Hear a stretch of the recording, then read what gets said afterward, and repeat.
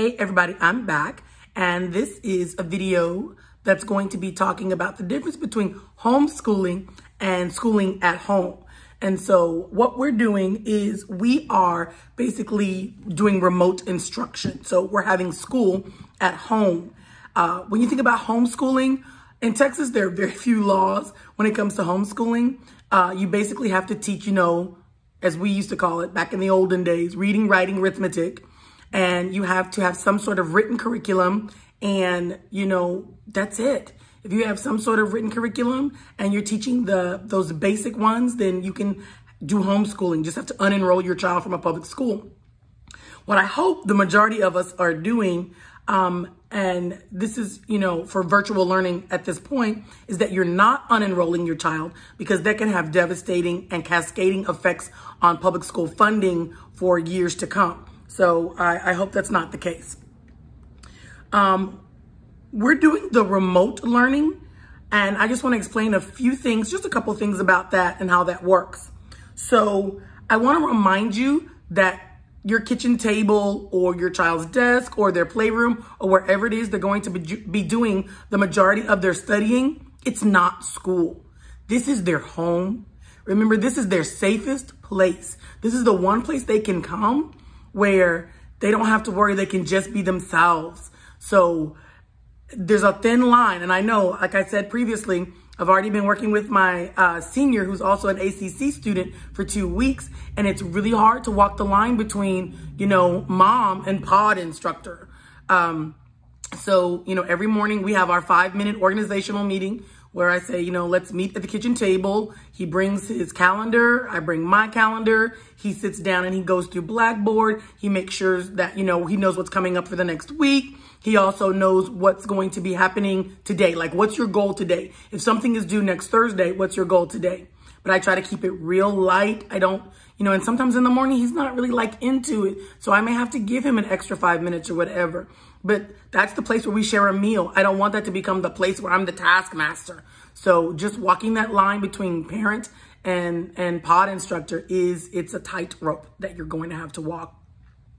If possible, if your kitchen table has to be the space that you work, that's fine. It would be really better if your child had a space that was their own, even if that means that you work in the living room and they work in your bedroom, right? A place they don't normally always hang out. But it's just a place where it's quiet and a place where they can work. I recommend, if you don't have, like my kids have their own rooms and then they have their own desk, but if you don't have that and you have multiple children and they're younger children, you can always sit them at the kitchen table and you can create kind of like these offices. This is what I'm talking about right here. And then, you can just let kids go to town and create their own office. So that's one thing you can do for them to have their own private spaces. I also recommend these headphones. They are not expensive. I did spend $25 on them. That's because I'm hoping that, my kids are kind of rough on things. I really can't go to the dollar store and buy things for them, or I'd be going every week. And before you know it, I would have already spent that $25. I do know that Five Below has headphones starting at $6. I know that Walmart has headphones starting at like $4.99.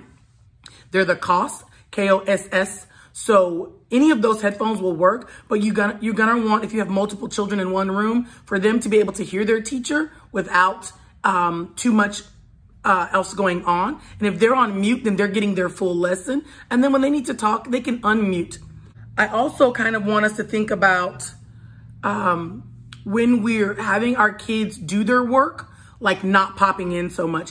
If your children are younger and you need to sit at the dining room table and put one on each side of you or one at each table, if you have, like, I have a friend that's 5 kids and they're, small kids all the way up through high school. So if you need to do that, you need to do that. And so you just try to make that fit the rhythms of your life, right? This is just one of those situations where normally the school gets to set the rules. Well, they can set some rules, but this is your house, so you get to be the rule maker.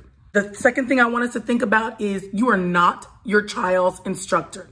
So in Texas, we have to have 75,600 minutes. And for those instructional minutes to be counted, it has to be done by a teacher of record. So parent instruction doesn't count. If you want to help your child, then help your child. I really, wouldn't help your child during the class. If you see your child struggling, you can mute and say, is there a problem? I don't understand number 3. Okay, can you raise your hand and ask Mrs. Jones about number 3? You want to build capacity in your child because you want them to be able to do this on their own. We hope that this is over October 5th. We hope that this is over in January. We can hope all we want, but science will bear it out. We just don't know. So you want to build that capacity in them to be more independent. Again, if you have a pre-K 3 or 4 all the way to 2nd grade, they are supposed to be learning, I hate this word, asynchronous, which just means they won't be online live all the time. So for them, you may have to be more involved. The teacher will say, here's a video. Here's some things. If you can count sugar cubes at your house, if you can count pretzels at your house, those sorts of things, sure, you're going to be more involved. If your child is 3rd through 5th grade, there's going to be less of you needed. There still will be some asynchronous, synchronous kind of bouncing back, like take a 30-minute break.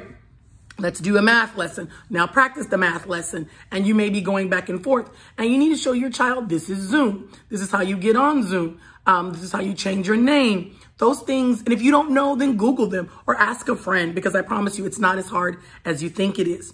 So remember that the kitchen table is not your home. You need to keep the place where your kids feel the safest, that safe place.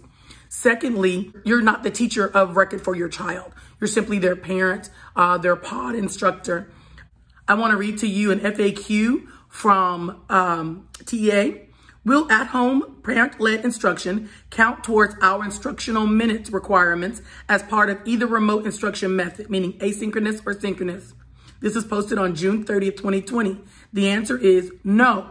At home, parent-led instructional time will not count towards meeting daily attendance or engagement requirements under either remote instruction method.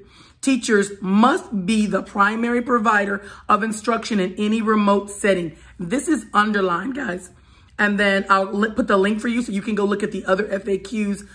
This is basically written for schools and written for districts, but anybody can read it.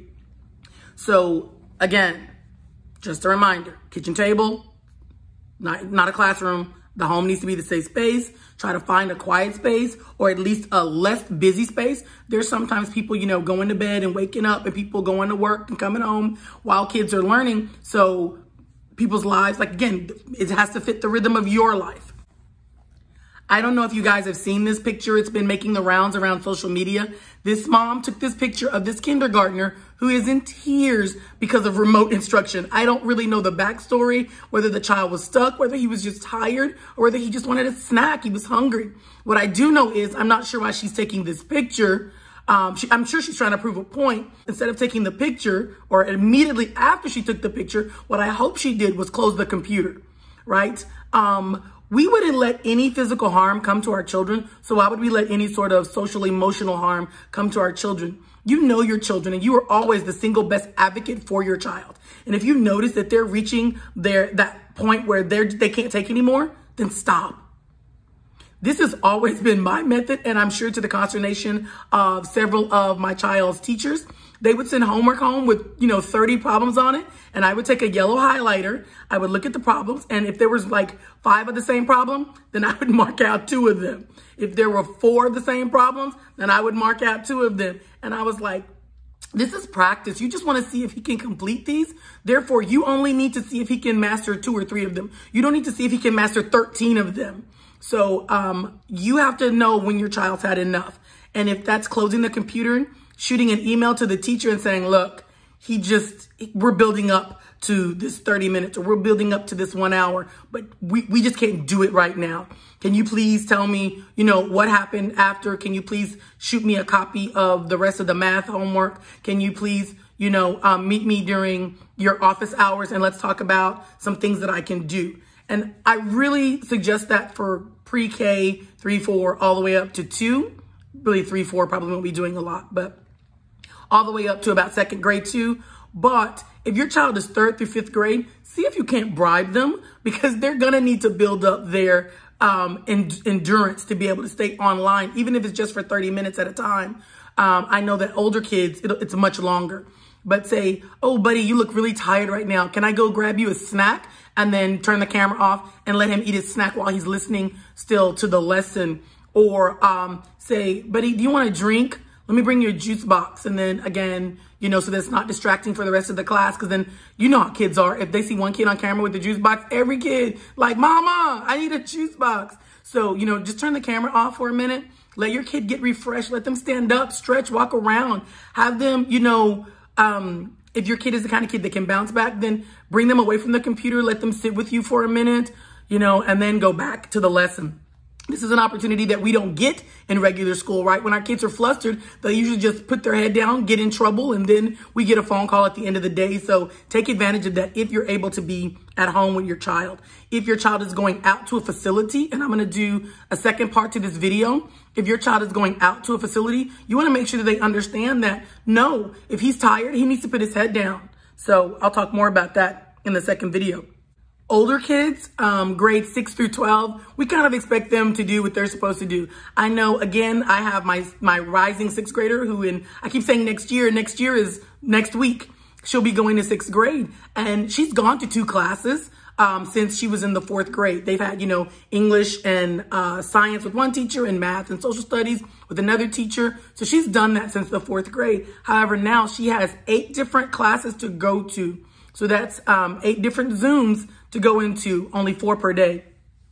But the one thing that I want for her to be able to do is to plan. And when they give them that 10-minute break, use your 10-minute break to get the stuff out for the next class. Use that 10-minute break to go to the bathroom, to get water, just like you would use a passing period. So try to get them to practice Sunday and Monday. Say, you know, make like 3 or 4, Zoom is free. So make 3 or 4 Zooms and send it to their email, their school email, or send it to their phone and say, hey, I want you to try to get into these Zooms on your own. Get into this one at 8, get into this one at 8:15, get into this one at 8:30, just so they can kind of get that rhythm. It's just a practice. You don't have to. They've been getting on Zoom probably all summer long and are really adept at it. We're the ones that are still struggling.